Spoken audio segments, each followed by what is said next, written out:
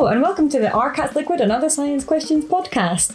This week I'm here with John and we are going to be discussing our Tinder data. Yes, so you can actually access your Tinder data by sending an email or whatever to the Tinder people, and they will give you your data back. And there's already been a few posts about this on r/data is beautiful. Yeah. So both Steph and I have both used Tinder in our past, and we actually requested our data and we went through some analysis of it. So we're going to go through it today and compare it. So maybe, Steph, you can tell us what Tinder actually is to anyone who may not be wise. Yeah, it's a dating profile, a dating app really, where basically you put minimal amount of information on there. You put a few pictures of yourself, a little bit about who you are, your age, your height, and you just go through and literally judge people just on their looks, and you just quickly swipe either left for reject or right for accept. If two people have swiped right on each other, then they're matched and you can open up a conversation, and once you're having conversations with people, you can date. Pretty much the gist of it. Yeah. So well, first of all, I want to say we didn't actually meet on Tinder. we're boyfriend girlfriend, but we actually met years ago during our undergrad, and we both were actually kind of online dating around the same time. But you were living in Finland, weren't you? Yes. So that's one thing to keep in mind when discussing this data. We are in different populations per se. Yeah, different countries. And there is differences between Finland and the UK. Although I still think the data is mostly relevant, but it's worth keeping in mind that is true. And what was really interesting for me is I actually spent maybe 2 or 3 years kind of using various different dating apps, used Tinder a fair bit, but then I actually deleted the app completely when I was in quite a long-term relationship, and then went back onto Tinder briefly for like 6 months. And maybe went on a few dates out of that, but nothing serious. So the data that I have is actually from a very short stint on Tinder, and not from the time when I was actually using it like quite a lot. So that's something. Well, here's the big question. So you actually did you ever get a relationship from Tinder?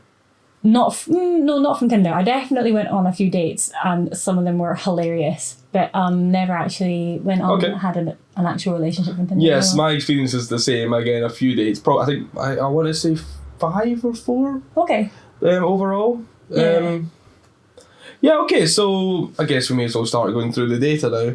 Yeah. So one issue with unfortunately you don't get all the data from Tinder. They do give you very limited data. So the first thing is the right swipe. So right swipes, as a reminder, is when you see someone you like, you swipe right and hope that they also swipe right. Mm-hmm. So essentially it's a like. You like the person you saw. So Steph, how many right swipes did you get in your... 48. Okay, so that's 48 over how many days? Over 126 days? Yeah. Versus my 4,498 over 639 days.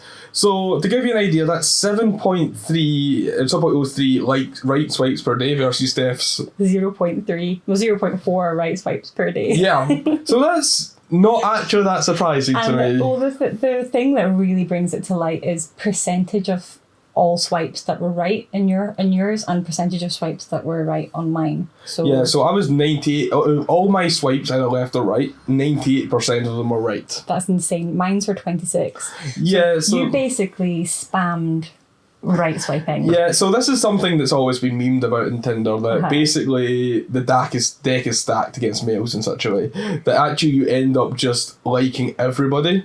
And I've spoken to a couple of my friends about this, and they've also said that you end up just being auto right swipe, auto stroking to the right, because you're just not likely to get anything. I suppose you have to just optimise your chances as a man. Exactly, you just need to spam it.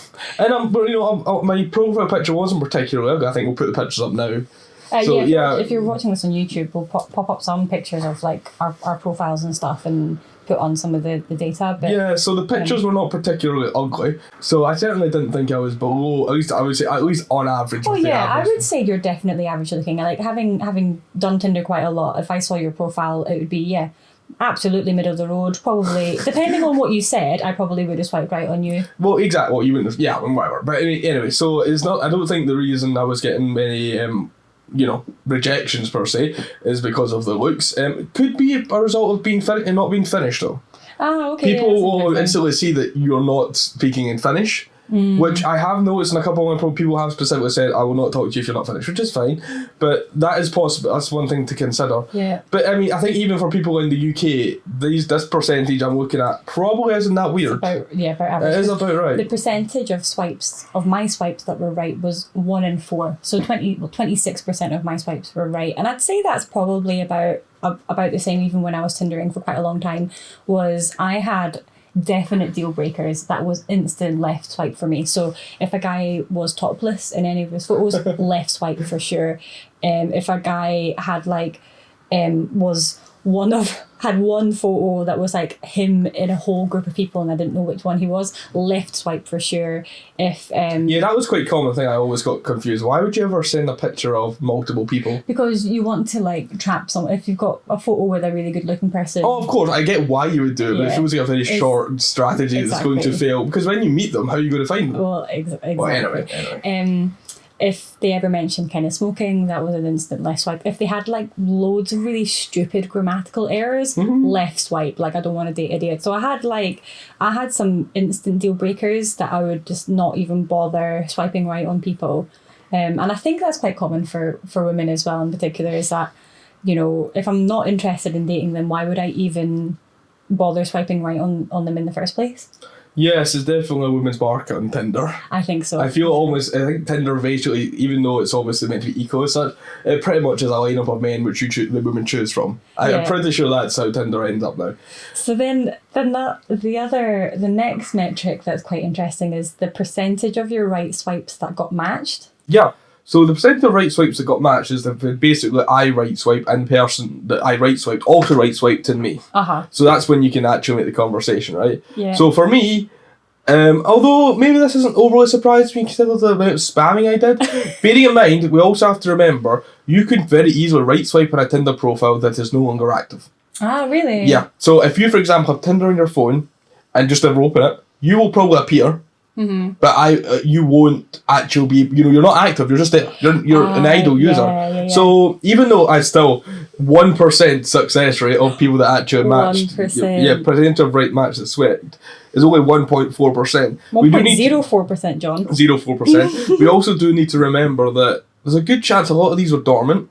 So, but and you also swiped right over like nearly 4,500 times. Exactly. So that's still quite a lot of matches, whereas the percentage of right swipes that matched with me was nearly 2/3, so 65% basically, which again seems about right, because I remember like pretty much I would like be mostly swiping left. Any time that I swiped right, it felt to me like every single right that I was swiping would be like, oh, you're matched. But that kind of makes sense again. If most men are just spamming right, then it's basically women's choice, isn't it? Like it pretty much is choice. that. Yeah, it basically is women's choice in my opinion. Because I said, this is a problem with all online dating. I feel that there's usually an influx of men. There's too many men and not enough women in online dating. Do you know what? It's kind of the way it is with not just online dating, but kind of going out on the pool. Like if you're going out to meet people, it's again usually just ladies' choice. Like there's just hordes of men preying on women, and the women basically have their choice of whoever they want. I mean, I don't like to do the whole stereotype that men are less picky than women are. But I did read actually somewhere. I mean, we have the data sitting in front of us to back it up, John. I know. But I did read somewhere actually what the physical reason for that is. I bet there is. So the physical reason, according to this thing that I read, was childbirth is far, far, far more dangerous for a woman than it is for a man. Oh, well, by far. Obviously, there's basically no risk to a man, right, for the most part. That's absolutely true. That's why biologically they claim men were more likely to take anyone, where women were more likely to only, which makes sort of sense, I suppose. If you think, that's evolutionary speaking or whatever, but if you think just kind of like psychologically speaking, women are much more risk averse than men as well, and that's proven time and time again. Whether that's up like nature versus nurture is a different question, but women are just more risk averse. And if you think risk averse means, you're not going to risk getting into a relationship that's not going to go well, you're not going to risk even like chatting up men that you don't think are, that the whole risk averse thing is also tied into starting relationships and picking up people as well, right? Yeah, and I guess, I mean, it's obviously right, and especially on online, the risk feels a bit higher. Yeah, Because the amount of creepers is quite high, and if when I was Tindering more seriously, for want of a better word, when I was doing lots of dating apps because I was wanting to meet people, and I was living in a different country and stuff, I wanted to be quite fussy about who I would be spending time with, because to me it feels important that I date or surround myself with people that I feel are on the same level as me, people who can have similar interests to me, people who can like stimulate me kind of intellectually, people who don't parade around topless.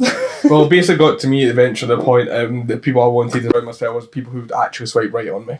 So that's fair. My standards were somewhat lowered, let's put it that way. Although, how many...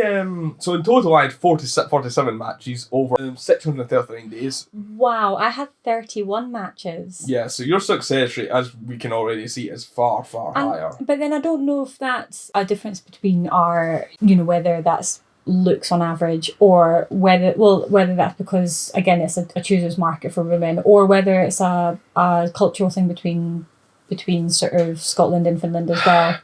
I don't think so. Well, I mean, there is definitely some influence there from the fact that there is a non-zero population that will be like, well, I don't think I would like to go out with someone who's not Finnish, either because they would rather speak Finnish to them or whatever.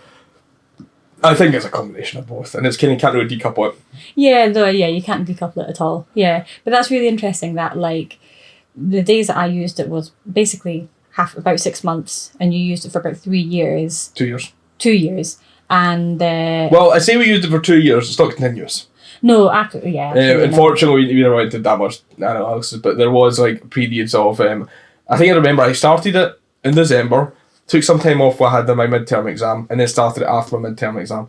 I think that's what the gap was, which would sort of make sense. So I would say in total it was probably a year and a half. Okay, that's fair. And then out of your matches, so out of your, say, nearly 50 matches, how many conversations did you start? Okay, well, maybe we can go into the messages sent first, because that kind of... So, in total, you can't send a message until you get a right match. So, out of the 1% that actually is right match, pretty much almost everyone, if I recall right, I would send a message to. Okay. Although I'm not convinced this is all the data, because I'm sure I sent more than this. Yeah. But anyway, in total, I sent 11 messages out. Okay. According to this data, it's about 1 in 5. So the interesting thing about your data, Steph, is we both probably can agree. Typically I found that if I didn't message a woman, I would not get a message back. Yeah. And how often did you message first? Rarely. So this is and how often did you ghost a message?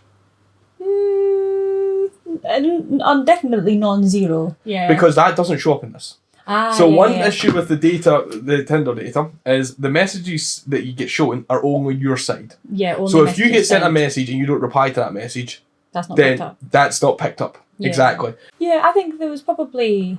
it wasn't common for me to not respond to a message. And I have quite kind of...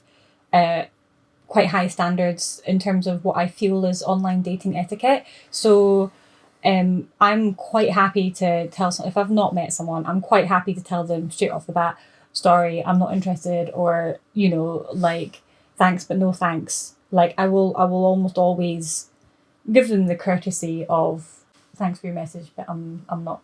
Often that didn't happen to me. But I'm definitely, I definitely think I'm unusual in that respect. Because I think a lot of people, if they've not sent a message, then they don't feel that they need to give the person that courtesy to send them a message to say they're not interested. So I think out of all my messages, I think I got sent one message that was definitely a catfish or a troll, and one message I think that was legit.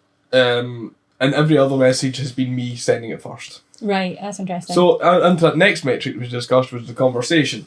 Now, again, because we only have the one side of the conversation, this is a little bit difficult to quantify. Mm-hmm. So, basically, what we've said is if you sent more than 2 messages, or 2 or more messages. 2 or more messages. Yeah, to the same person. Then we count that as a conversation. I think that's fair. Which I think is a fair assumption. Because, did you ever send 2 messages to someone who hadn't responded to you? Almost certainly. I don't see it. I don't think so. Well, exactly. So if you've sent a message, they've responded, and then you've messaged again. Yeah, exactly. So as long as you're spamming somebody, which I don't think I did. And I never sent 2 messages to someone who didn't respond either. Okay, so in total I had 7 conversations, and you had 4. Yeah, you can see how these numbers are starting to match up despite the difference in days. Yeah, but then it's interesting because you would think conversations would be about equal between men and women, right? Because a conversation is a 2-way thing. That's a very good point. So yeah, that's the interesting thing is, yeah, you're right actually. So my messages sent to conversation ratio is 63. So I haven't basically, yeah, that's a very good point actually. So the percentage of messages that I sent that actually produced a conversation is 63%. Mine's is 80. It's not that different. Not too different, no. Compared to the other metrics. A big difference, yeah. Considering it's hard to see. You've only got 5 out of 4. So let's put it, if we extrapolate that a little bit, yeah, this is actually starting to make more sense. So if you're 5 out of 4, if we extrapolate that, say that if you sent 10 messages on average, you would get 8 conversations out of it. For my 11, I get 7. Yeah. Doesn't sound like that's actually that different. It's not too Which different. sort of makes sense, actually, because you would expect that there has to be 2 people to do a conversation, so men and women would probably have a similar... And I never, we're both people that probably didn't really ghost people that much. I'm sure that...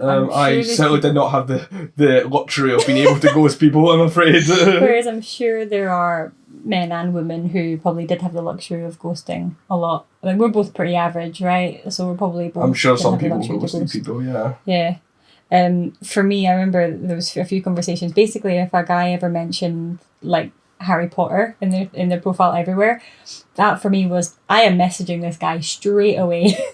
Yeah, I'll get some Harry Potter puns on the go, talking about, are you at Hogwarts? Mind if I slither in? You're putting far more effort into what I experienced Tinder to be. Really? I think I felt that it was almost like the women would put in minimal effort because, and I just put it down to the fact that they were typically spammed by messages, so you can't put that much effort into each message. I never felt like I was spammed by messages. Like, I was often got messages from people that I would be mediumly interested in, and quite often the conversation would just like not go anywhere. When I was using Tinder a lot, I'd maybe have at any one time maybe 4 or 5 different messages going on at the go, and out of maybe say 5 or 6 people, maybe even 10 people that I'm messaging, I would maybe end up going. So that would suggest that all your messages were done at one time.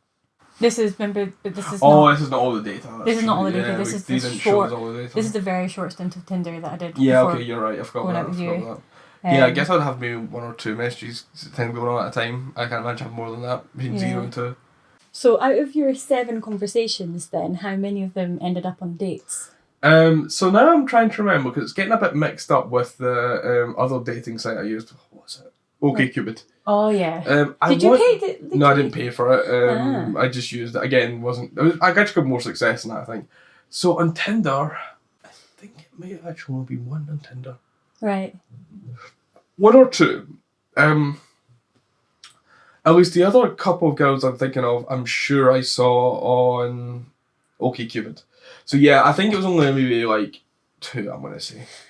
How about 2. Out of this data, between Dave and you, there was 1 date.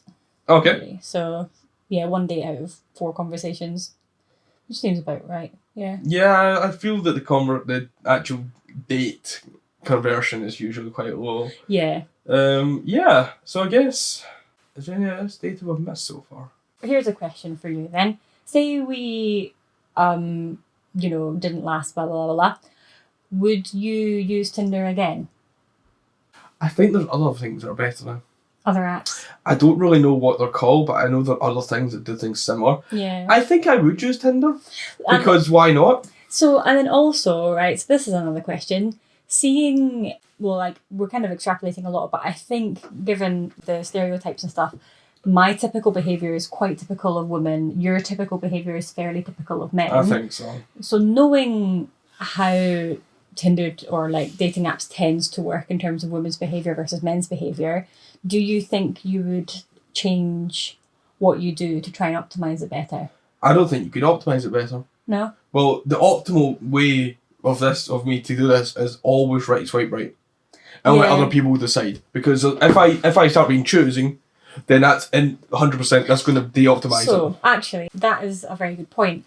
all you can do as a man Is it anyone? Just swipe right. is Gagarin, right. yeah. But all you can do is optimize your profile. So what would you do to optimize? Because all you can do, because it's a woman's choice, right? You have to then optimize your profile to be more optimal choice for women. The obvious things I would say is you have to have a good picture, right? I mean, I'm not. This is now going to turn into a dating show.